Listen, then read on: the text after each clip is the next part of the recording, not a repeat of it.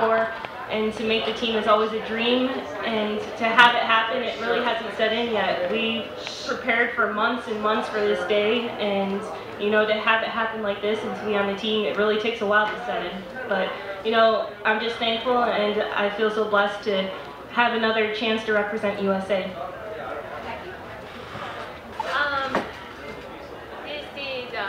Yeah, it hasn't set in yet. I feel like I'm dreaming. But it definitely is a special day to do it on Hayward Field.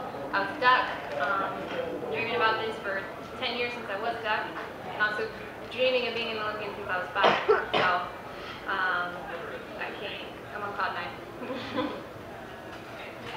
9. Same here. I've been, when I was in gymnastics, I was thinking about the Olympics and what it would be like to be a gymnast in the Olympics. And then I did volleyball, and I was dreaming of being on the volleyball team, and then here I am. I've made the team. I've made the team that I've dreamt about my entire athletic career, and like they said, it really hasn't set in. Like just the magnitude of this accomplishment and this day.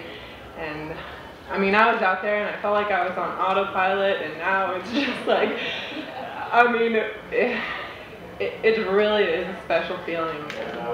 I'm glad it's over. I'm glad I'm in. Thanks so much. We'll open it up for questions.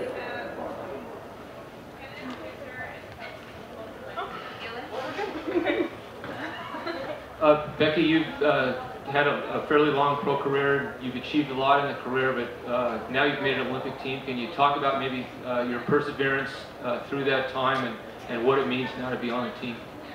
Yeah, I have. What's that? Can you get closer? Yeah. Yeah, I'm probably the veteran out there. I think I'm the oldest out there, and I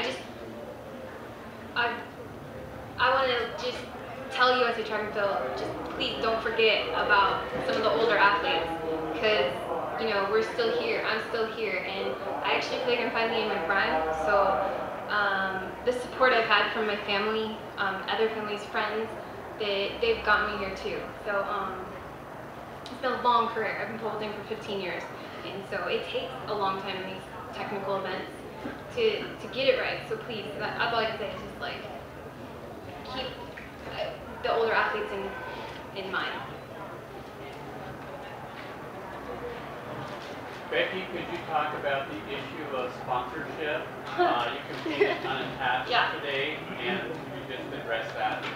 Yeah, I mean, I've been competing unattached since 2006, so it's been hard. I've had every single job you can think of.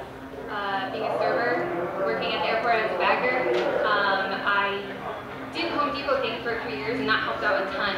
But you can't work at this level. I was injured a lot of years, and so people just sort of thought I fell out of the, you know, sky, like since I left Oregon, and I just thank the friends and family that loaned me money. I'll pay them back.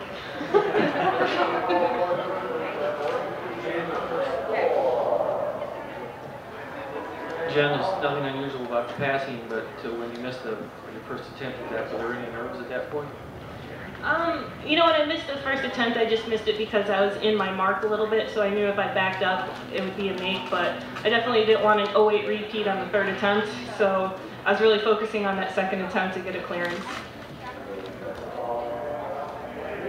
Jen, to follow up, is there always do you know the standard height that you're going to pass until, or is that a feel of how it's going today, kind of a thing? Yeah, it's a feel.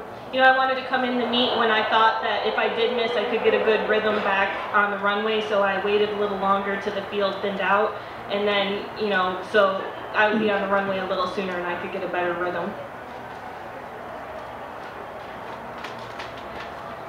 Becky, I know you're familiar with being here, but could you talk just a little bit more about the feeling it was to have that crowd behind you? And also, I'm just a little unclear if you had already had that Olympic A standard going into today. They did. I had the Olympic A standard, so that was a really good relief for me. But there was no other feeling than competing at Hayward. And so I felt like the last, I don't know, since 2003 when I left, like almost let my fans down. with the team since 2003. And so just thankful that I stayed healthy enough to continue and cement, and I think everybody that has stood by me, and there's the loyal fans that are here.